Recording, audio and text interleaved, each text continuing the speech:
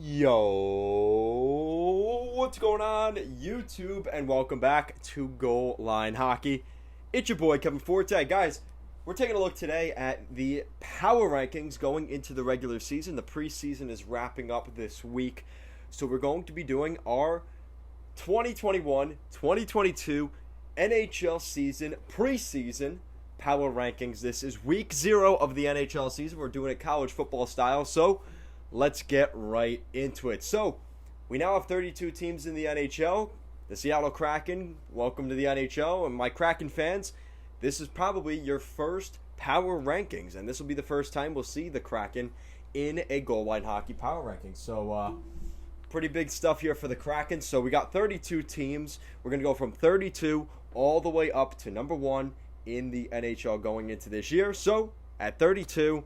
we're going to start things off at the bottom and work our way up to the more optimistic stuff. And no real optimism here at 32. It's the Buffalo Sabres. It has been a really, really rough time in Buffalo. I'm not even going to say a little bit of time. It hasn't been the past couple months. Hasn't been the past year. It's been a long time in Buffalo.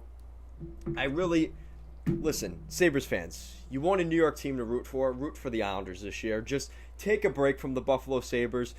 Join the dark side, join the Islanders fans for a little while, watch them win a Stanley Cup, and maybe you'll come down to Long Island next year to sip a little bit out of the cup, because that's probably the closest the Sabres will be getting to the cup anytime soon. But with that said, all joking aside, the Sabres, the whole situation around Jack Eichel, will they have a captain going into this year? Will they have a leader in that room? They don't really have a guy that can take a commanding presence in that locker room. And I'm wondering if this is a situation where the Sabres just go without a captain this year, right? You don't have a Ryan O'Reilly. I mean, Jack Eichel probably wasn't the best captain, but you don't have that Ryan O'Reilly. You don't have that Tyler Myers. You don't have a guy that really could be a captain in Buffalo. You're relying a lot on the young guys, like Casey Middlestat, Dylan Cousins, potentially one of those young wingers. Does Jack Quinn make the lineup? Probably not. That'll be in the conversation, though. Rasmus Dahlin, those guys are going to be the key focal points of the Sabres this year, but I have them at 32. At 31, really not too much of a different story here. It's the Arizona Coyotes at 31. Complete overhaul in between the pipes. No Darcy Kemper, no Aiden Hill, no Antti Ranta. All those guys have since left. So you have definitely a different look with Carter Hutton and Josef Kozenar. A much different tandem there. Much downgraded team. This is a team that's taken on some bad contracts. Shane Gostisbehere, Andrew Ladd, Anton Strawman, just to name a few. But the Arizona Coyotes do have a lot of experience, and I wonder if that will help them. Maybe as the season goes along, they'll be consistently not a great team, but they probably won't be a team that goes on, say, a 15 or 20 game losing streak like I think the Buffalo Sabres could. So they are a team to keep an eye on. Now, 30, this is where things maybe get a little bit more contested. Now, the problem with the Calgary Flames I have is they seem like a team that they're on the brink of just tearing everything down. I think Brad Treliving has tried to do his best there in Calgary, but the problem is I just don't think they have enough scoring on this team. Now, the good thing is Darryl Sutter as your head coach, much more defensive-minded head coach. We've seen those teams work very well in the past. The New Jersey Devils, the New York Islanders now. We've seen teams around the league be able to do that. I mean, that was more under Lou Lamoriello what that was. But we've seen teams be successful with that trap game. The Ottawa Senators in the Stanley Cup playoffs. I think it was, 2015, 2016? So we've seen these teams work before. And I think that's what the Calgary Flames are going to try and do this year. We're going to see that a lot in the Pacific Division.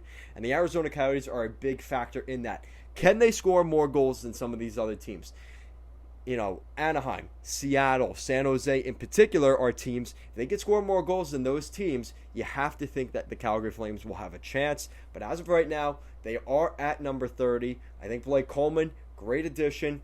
Is he going to win them more games? Is he going to score more goals? That's still to be seen. And now that he's going to be back in the top 6 like he was in New Jersey, we've seen that success.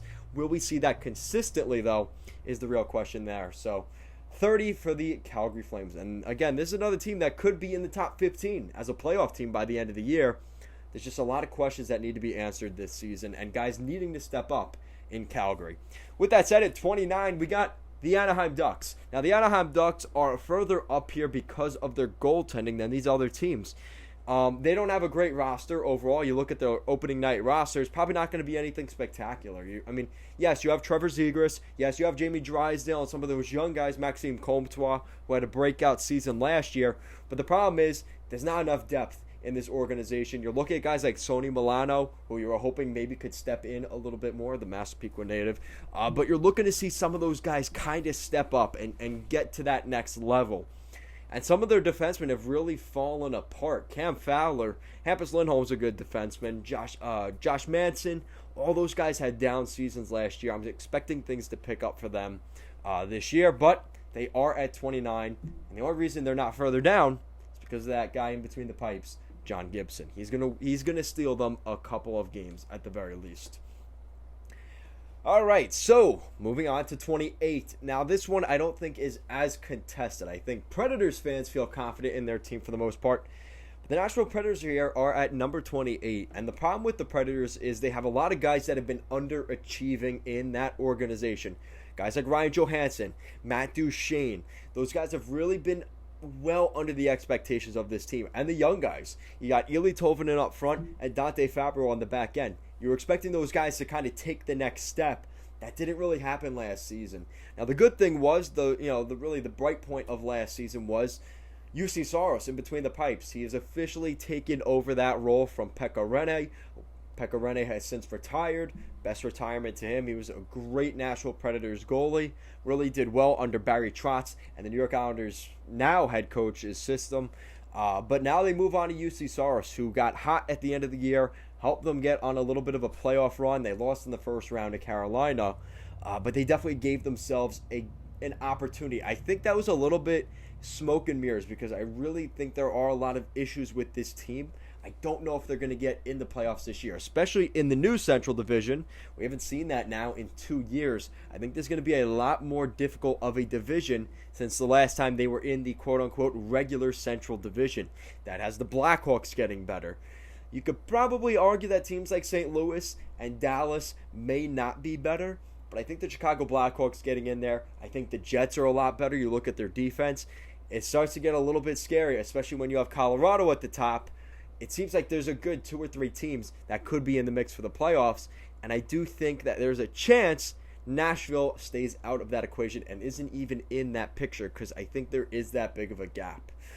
So at 27, the San Jose Sharks. The big thing with the Sharks this year is their defense. What does their defense look like? I didn't think I would say this, but 3 years ago, right, you would have said the right side is the strength of this defense. Brent Burns, Erik Karlsson, Mark-Edward Vlasic, and then you look at the guys on the right side and you would say they're not that good. It's actually turned the other way. They actually have I would argue, probably a better left side defense than the right side at this point. Guys like Mario Ferraro, Radim Shimmick, Nikolai Nijov, Jacob Middleton, those guys combined may be better than those 3 big ticket guys on the right side.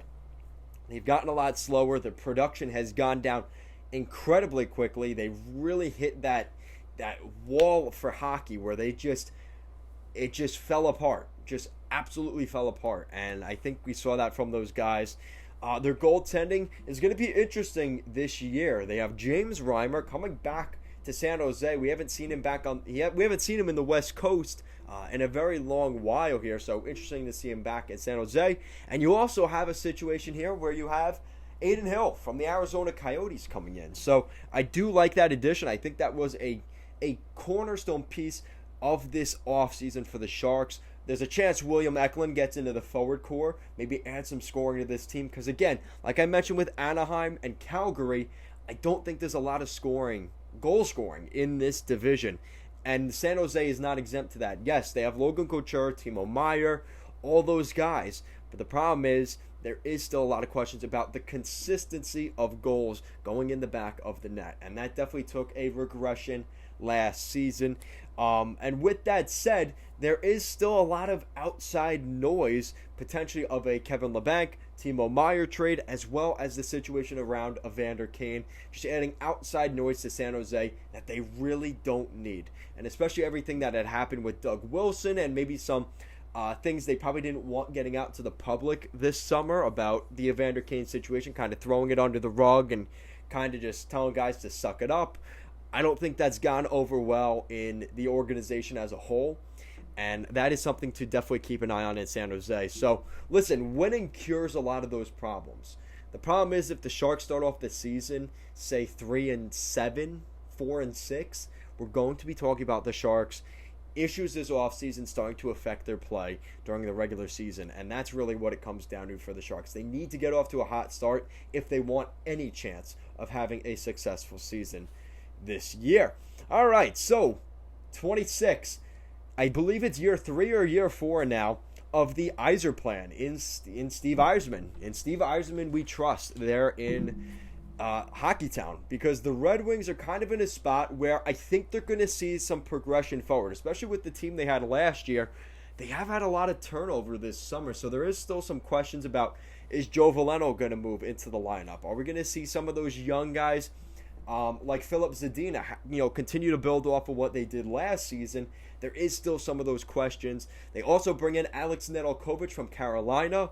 They move on from Jonathan Bernier, who is now in New Jersey.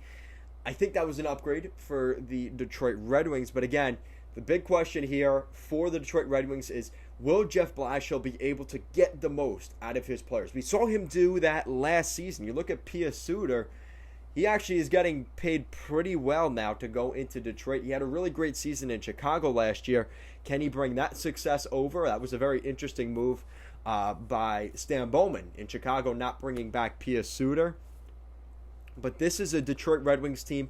They're still lacking that center depth, but Pia Suter may be the answer, and that's something we'll have to watch. Like I said, the defense, there's going to be a couple of changes. We may see some new guys, Wyatt Newpower potentially getting into the lineup, as well as the 6th overall pick back in 2019, Moritz Seider, the German defenseman, may be getting his first season in the NHL, getting some NHL action this year. He'll probably start off in Grand Rapids, but also keep an eye on him potentially coming up through the season. There is a lot of slow guys still on this defense. They still kept Mark Stahl. There's still some holes on this team that are going to continue to get filled by the younger guys. But as of right now, I think there will be improvement. I think there's improvement in between the pipes and improvement down the middle. I think the Red Wings are going to be okay this season, and they're going to continue to improve off of what they did last year. All right, so at 25, this is the first team in the Metropolitan Division, and that is the Columbus Blue Jackets up in CBJ. Now, the thing with the Blue Jackets, you have to remember, this was a team that they had all that success. Artemi Panarin, Sergei Bobrovsky, Matt Duchene, Ryan Dzingel. Who else has left that organization recently? Anisimov, Dubinsky when he retired, got injured. Rick Nash, Nick Foligno now gone, Cam Atkinson now gone. It is a completely new Blue Jackets team. I think there's going to need to be some seasoning and some growing pains in Columbus this year. And what a division to do it in probably the toughest division in the NHL, in the Metro, where you probably have at least a good 6 or 7 teams vying for a playoff spot in that division. I think Columbus is going to get caught in the hairs of that fire, and they may be one of those teams that just does does not do well at all in their division, because it is just so competitive late into the season. Now, the good thing is Columbus does have good goaltending. They do have Korpisalo and Elvis Merzlikins, who both had down seasons last year. Opening night for the Blue Jackets at Nationwide Arena, they are going to be holding something for, what's his name?